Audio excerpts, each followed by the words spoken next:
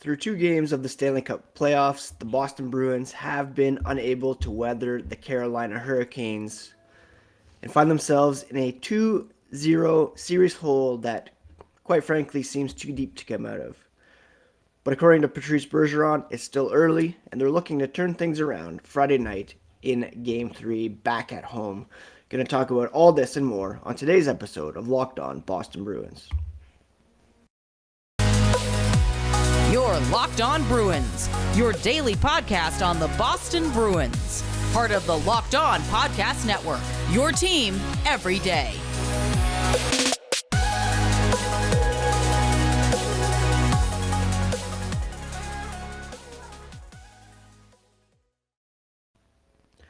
What is up, Bruins fans, and welcome back to the Locked On Boston Bruins podcast. I'm your host, Ian McLaren, and this is a daily show where we discuss all things Spoke B, as well as take a look around the NHL. Today is Thursday, May 5th. I'm still in COVID-19 protocols, but that will not stop me from jumping on the mic and talking about our Boston Bruins. If you could follow along on Twitter, that would be greatly appreciated. You can find the podcast at Locked NHL Bruins. You can find me at Ian C. McLaren for all the latest hockey tweets, dad jokes, and the like. I want to thank you so much for making Locked On Bruins your first listen every day. Great support on the podcast this week, despite Boston's poor performance on the ice. And we're going to get into here what happened in Game 2 with another Boston Bruins loss to the Carolina Hurricanes. There was some progress. Game 1, 5-1. Game 2, 5-2. There you go. Bruins making positive steps. But that is a glass extremely half full take on things. Just another, I don't want to say disastrous, but very discouraging night for the Bruins and us fans as Boston falls into a 2-0 series hole.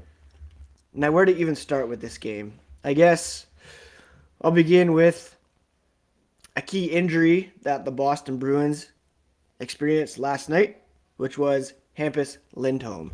Bruce Cassidy has already addressed the media here on Thursday morning, and Hampus Lindholm has been ruled out for Game 3 of the series with an upper body injury. He took a huge, clean hit from Andrei Svechnikov. As he turned around the Bruins net, Lindholm struggled to get to his feet, needed assistance from the trainer, Dustin Stuck, and Linus Ullmark and Jake DeBrusk to make his way to the dressing room. He did not return, and Bruce Cassidy said after the game that Lindholm was not doing well. Cassidy said it looked a bit high to him.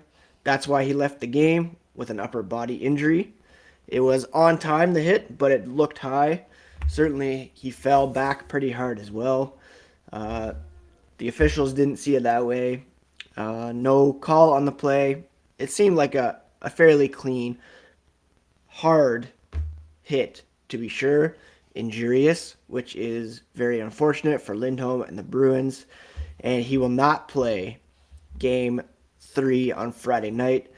Likely, it will be Mike Riley who will come in and play with Brandon Carlo on the second pairing. So that's a huge loss for the Boston Bruins. On the other side of the ice, one of the big stories of the night was an injury suffered by goalie Antti Raanta. He was filling in for an injured Frederik Andersen. He left in the first period after a collision with David Pastrnak. Pastrnak was initially assessed a 5-minute major, but after review, they reduced it to a 2-minute minor for goalie interference. The Bruins were on a power play at the time, so that was wiped out, and it really fueled some controversy as to what Pastrnak was doing or thinking on that play. From the Bruins' point of view, Bruce Cassidy said it's David Pastrnak. The Bruins were on their power play. He was simply trying to chase down the puck and did his best to get out of the way what was odd about it was that he lifted his hands and made contact with Raanta on the mask. He said his foot caught Ranta's pad, but he's trying to get out of the way. No intent there at all on the part of Pastrnak from a Bruins point of view. I kind of feel the same. I don't think he was trying to, punch Raanta in the face on the way by. I think he was trying to get out of the way. It was incidental contact. There was, people were in an uproar about how Raanta was bleeding. As Andrew Raycroft pointed out on the Nesson broadcast, that was likely due to Ranta's mask caused by the incidental contact kind of scraping his face. That being said, Raanta was unable to return, and Carolina rookie goalie Pyotr Kochetkov was forced into action. He made 30 saves on 32 shots in his postseason debut. The Hurricanes obviously knew they had to tighten up in front of him to give him a chance. They do that very well. They can check well, and they let him get a feel for the game, kind of limited shots early on. They got a little bit more pressure later in the game, and he had kind of found his footing and was able to make those saves for the Carolina Hurricanes. So I really do think that it was the right decision to bump it from a 5-minute major to a 2-minute minor. It was a penalty. He did make contact, but I think this wasn't like a Milan Lucic, Ryan Miller situation. Pastrnak could have trucked Raanta pretty hard. He was out of his crease, but he got out of the way, caught the pad, lost his balance, hands came up, made that contact. No word yet as to whether Raanta will be back for Game 3 or if Frederik Andersen will be back, but Kochetkov certainly played well enough to give the Hurricanes the win. And the Bruins, didn't make it that difficult on him early on, unfortunately. And then, like Cassidy said, by the time they did get some shots on goal, he had found his groove and was clearly already in the zone, able to stop the Bruins once they found their game. Going to talk more about this game. Yes, Henry? Can I go to the sandbox? Sure. Go to the sandbox. Good idea. Going to talk more about this game here in a moment. But first, a quick word about athletic greens.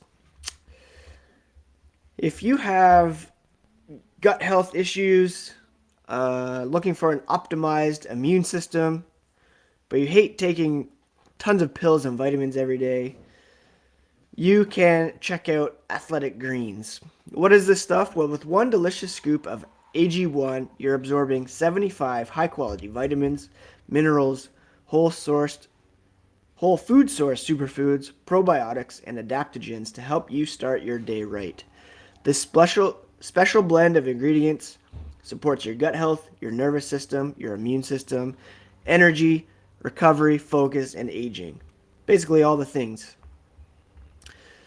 Athletic Greens was created when the founder experienced a ton of gut health issues and ended up on a complicated supplement routine to recover. It cost him $100 per day. He created Athletic Greens after experiencing how difficult it was to create an optimal nutrition routine on your own. Right now, it's time to reclaim your health and arm your immune system with convenient daily nutrition. It's just one scoop in a cup of water every day, and that's it. No need for a million different pills and supplements to look out for your health. To make it easy, Athletic Greens is going to give you a free 1-year supply of immune-supporting vitamin D and 5 free travel packs with your first purchase. All you have to do is visit athleticgreens.com/NHL Network. That's athleticgreens.com/NHL Network to take ownership over your health and pick up the ultimate daily nutritional insurance. I want to thank you again for making Locked On Bruins your first listen every day. For your next listen, check out the Locked On Now podcast, nightly recaps of every NHL game with analysis from our local experts, free and available wherever you get podcasts. Those watching the video feed, you might have heard it on the audio as well. My son Henry, also in COVID protocols, but he's enjoying this beautiful day out in our sandbox, isolated, of course. So the Bruins have some reason to be encouraged heading home. They're down 2-0. I'd argue they have been the better team 5-on-5. Just haven't had the breaks go their way. It's been a common refrain all season long. Unfortunately, they didn't play much 5-on-5 last night as they were killing penalties quite often. They had one power play opportunity of their own. They went 1 for 5. Not bad. I mean, not great, but not bad. And then they gave up, they gave up 9 penalties. What am I trying to say? They were forced to kill 9 penalties, and the Hurricanes went 2 for 9 in that area. 5-on-5, though, the Bruins led in shot attempts, shots, scoring chances, high danger chances, and expected goals. If you kick it to all situations, the Hurricanes led in expected goals. Bruins still had more attempts, shots, high danger chances, but the Hurricanes obviously made good on their opportunities, fueled by those power plays, to be sure. The Bruins did break through with a power play goal by Patrice Bergeron late in the second period to make it 3-1. But they surrendered 2 power play goals to the Hurricanes, sandwiched around that goal, which left them in a 4-1 hole after 2 periods. Bruce Cassidy said it comes down to discipline. They were in the box a lot last night, and they have to look at that and see what was warranted, what wasn't, but that can't continue. Again, the Bruins went on the kill 9 times, faced 3 separate 5-on-3 situations. Carolina capitalized on the second 2-man advantage on a Nino Niederreiter goal. And Patrice Bergeron said, "We've got to do a better job at being composed and disciplined. You can't give them that many 5-on-3s. They're going to make you pay. You want to play between the whistles, play physical and hard, but you want to make sure it's the right way because tonight they scored some goals on the power play and it hurt the Bruins in a big way." After the whistles, getting those extra minors, you can argue about whether or not the refereeing was on point, whether or not they were, I don't want to say favoring the Hurricanes, but, there was a lot of times where it could have been offsetting minors. Bruins got the extra one. Or, I don't know. That's an area where the Bruins certainly need to improve. I don't know if a guy like Trent Frederick will be made an example of. He can sit for a more experienced guy like Chris Wagner, or Anton Bleed can come in. But the Bruins certainly have to crack down on those penalties, on being more disciplined after the whistle, certainly, and during play as well. In an attempt to get the Bruins going, Bruce Cassidy reunited Bergeron with Brad Marchand and David Pastrnak in the second period. Bergeron had the 1 power play goal, added another one at even strength to make things a bit more interesting. It was 4-2. The Bruins had a power play opportunity late in the game. that they went with a 6-on-4. Cassidy said he just wanted to get a spark. Not much was happening. They've been together, and sometimes it will give you a lift. Something they may have to do going forward. It was always something they would consider. They need to get some other lines going as well, finishing some plays, bigger bodies going to the net. They were close to scoring with these guys going. Could have had more than two. And to Bruce Cassidy, it's not too little too late because you're not,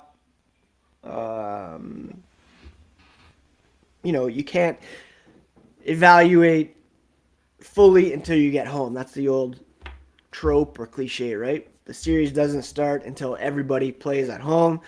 The Carolina Hurricanes held home ice. And now it's the Bruins' chance to play at home, assert their game on home ice, and start getting some confidence and see what happens.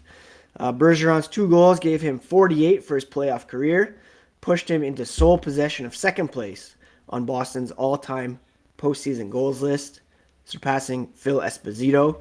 Cam Neely holds the club record with 55 goals. And speaking of Patrice Bergeron, his focus after the game was one game at a time. All they can focus on now is Game 3. Playoff hockey, you're going to have some adversity. For us, it is still early. They're going to hope to get a lift at home. They've played well all year, and it will be a challenge for them. They maybe got away from a few things that have made them successful.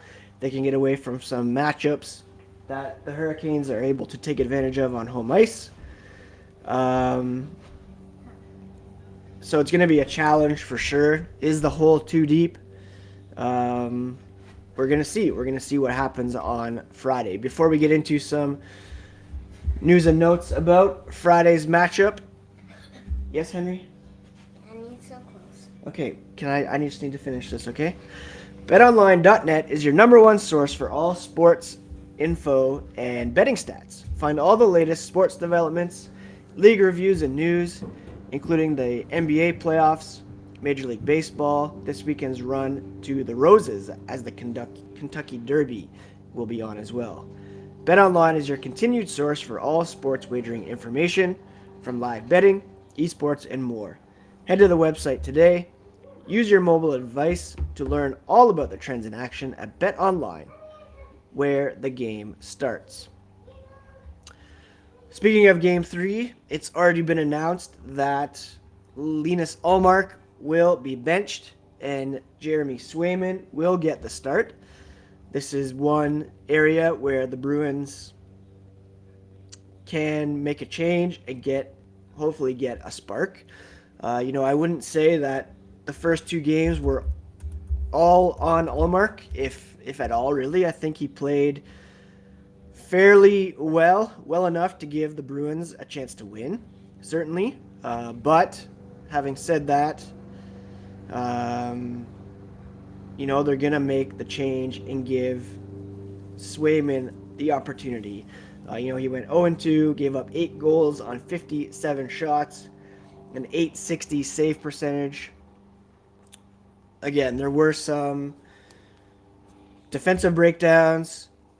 Again, Game 1, Game 2, the first couple goals were scored by Carolina getting hard to the net. Deflection here and there, and it really changed the complexion of the whole game. Is Ullmark to blame?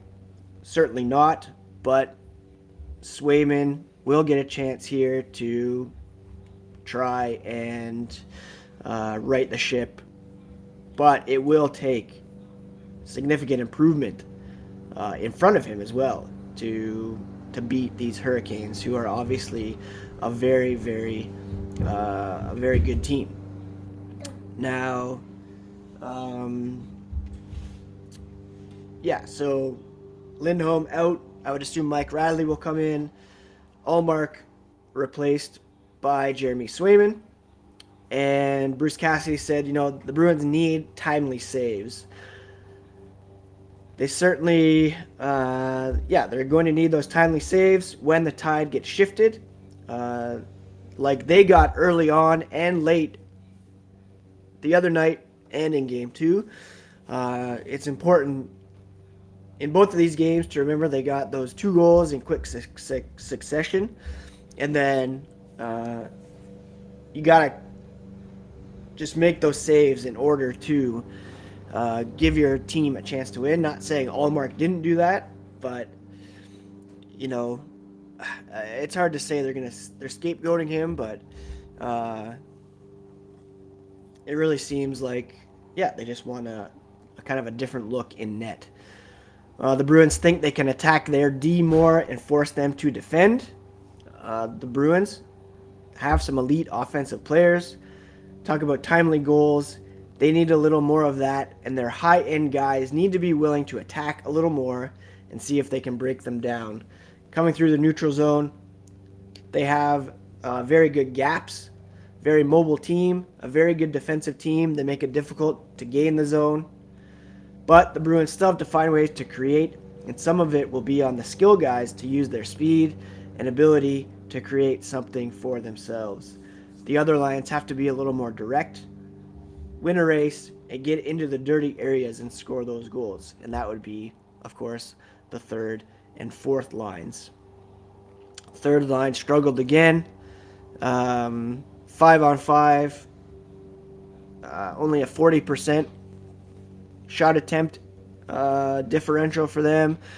The line of Marchand, Bergeron, Pastrnak, they were on the ice for only 4 minutes of ice time. Shots were 6-2 in their favor, 8-3 the shot attempts.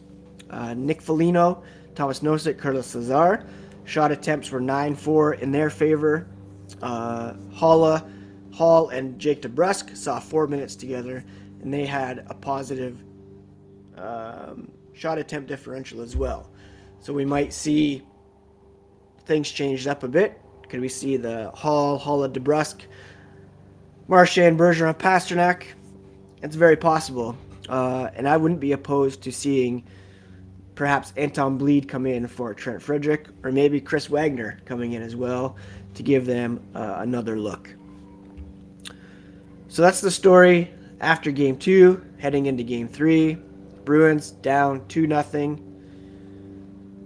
Overall, I think they have, certainly at 5-on-5, they have played well enough to have better results.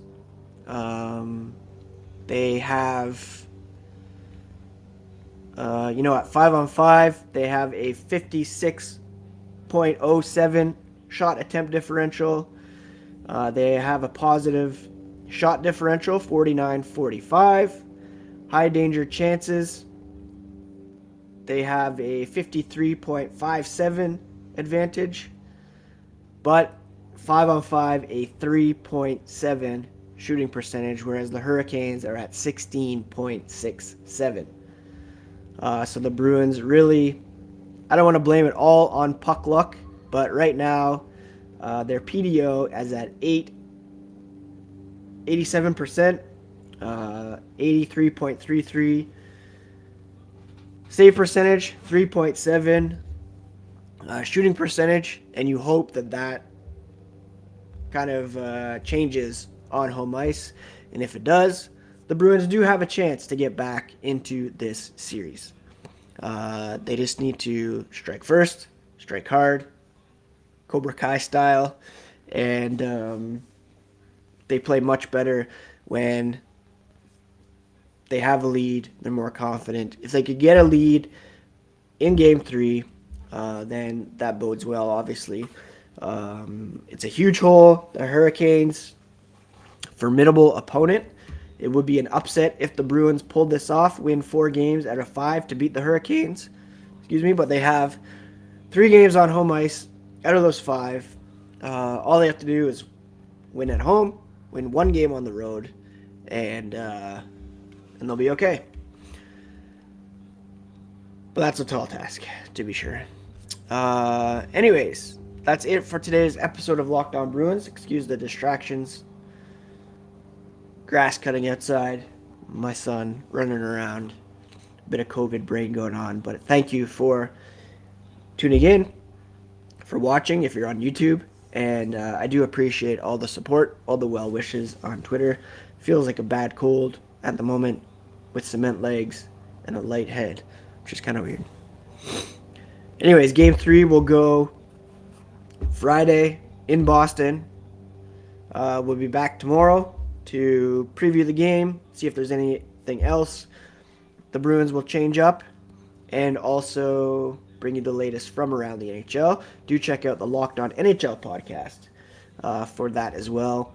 Our team always bringing you the latest from around the league on the Locked On NHL feed, free and available wherever you get podcasts. Again, I'm Ian McLaren. This is the Locked On Boston Bruins podcast, part of the Locked On Podcast Network, your favorite team every single day. Take care, friends.